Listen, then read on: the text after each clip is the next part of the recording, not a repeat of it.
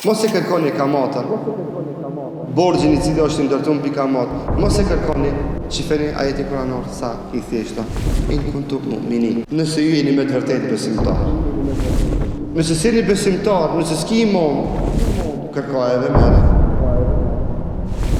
Kuptimi I kundërt të këtij ajeti kuranor, do me thonë çka? Sa ai cili e kërkon dhe merr kamatën, ai nuk është mu'min. Ai ka problem me imanin e tij, ai ka problem me imanin e tij.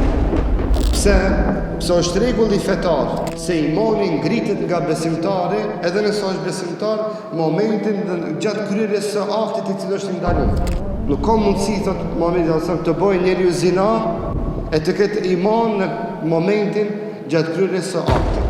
Dhe nuk mund të ketë iman vjedhësi gjatë vjedhjes së tij. Kur vjedh, ngritet imani prej tij. Andaj shumë dietar thonë, Zoti mos e baft, me me vdek, ai gjatë vjedhjes apo gjatë zinas apo gjatë kamatës, që është gjuna më e madhe se sa këto dyja. Allah na ruajt, mund të shkojë pa iman. Shkon pa besim, shkon pa besim. Atyri të bindur shumë njerëz sot, shumë biznismen, shumë njerëz shqetar, nuk hin kamat për zor, hin kamat për luks. Kredit verës merren për dasmë, për luks, për rroba, për pushime. Generalisht janë haram fune krye.